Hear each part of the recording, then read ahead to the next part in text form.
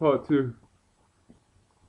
All right, we'll begin this with probably my favorite point you made. Actually, this is kind of because you did make a couple of good points. Okay, I'll give you credit for admitting you were wrong on a couple of occasions. Although you should really admit you're wrong more often. You know what I mean?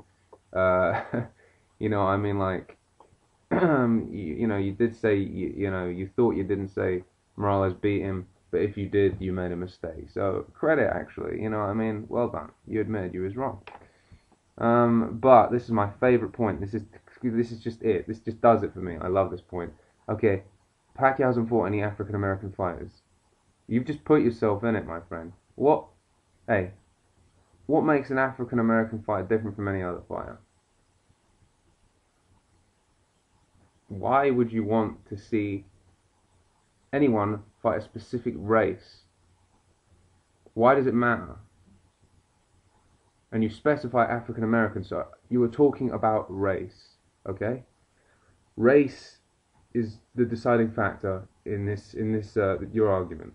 Name an African American fighter. He's chosen to face Floyd. He's compromised with Floyd. Floyd doesn't want to fight him. That's the way I look at it. Okay, maybe he doesn't want to fight Floyd, but whatever. Floyd doesn't want to fight him.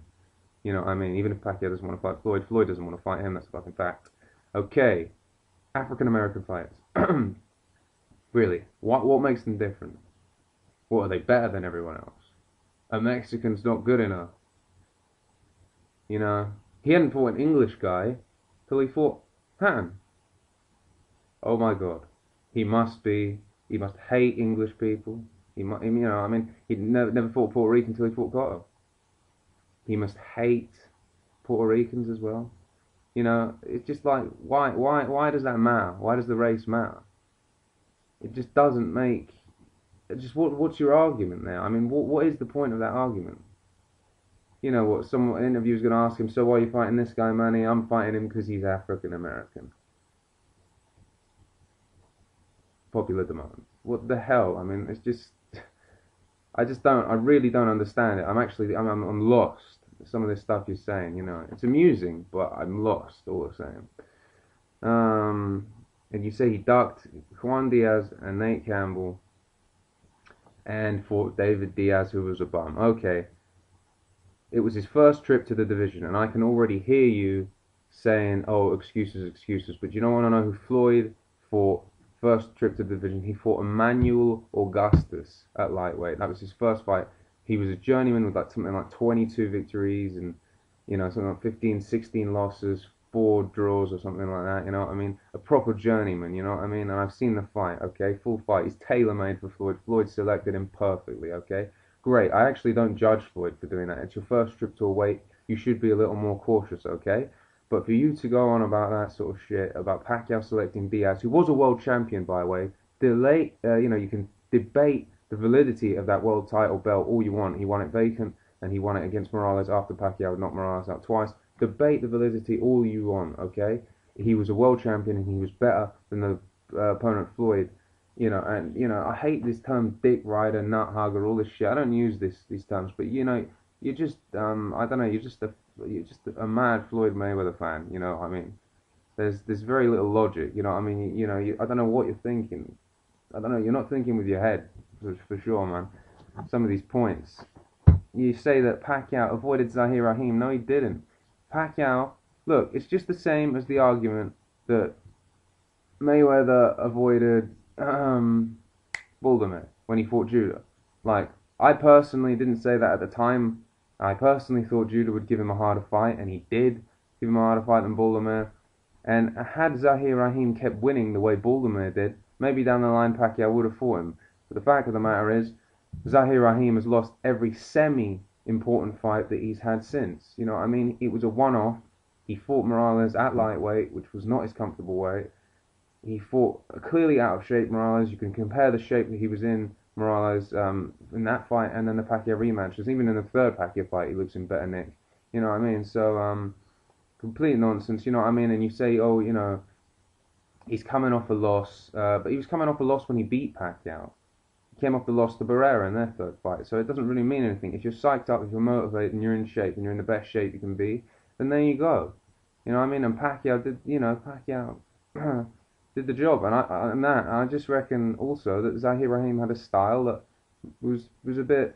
It was like the kryptonite to Morales. Every fighter has a style that is, that gives them problems, and that was Morales' style. And he was looking ahead. He was undermotivated. I don't think he took Rahim seriously. So you know what I mean? Again, all contributing factors. None of a deciding factor. None are the reason he lost, but they all contribute, and all those intangibles, they create what is the end product.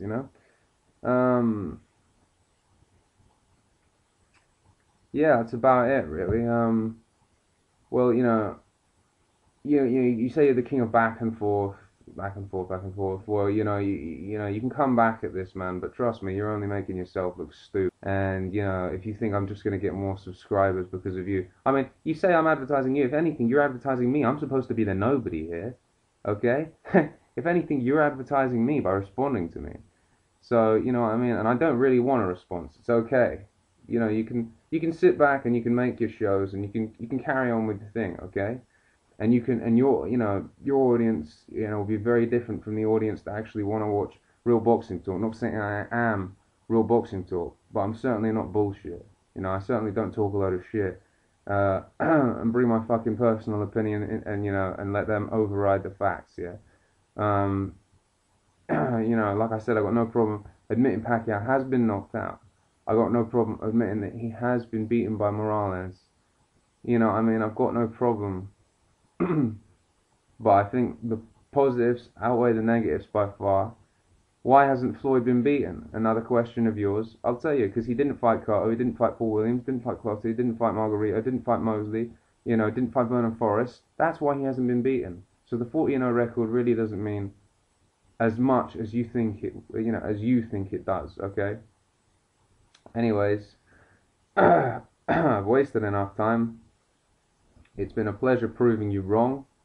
I just hope you can think about it, be reasonable, and just admit you're wrong, because you are. Alright, and to all the real boxing fans out there, well, happy holidays, and let's just hope this fight happens, because I know everybody wants to see it, you know what I mean? Peace out.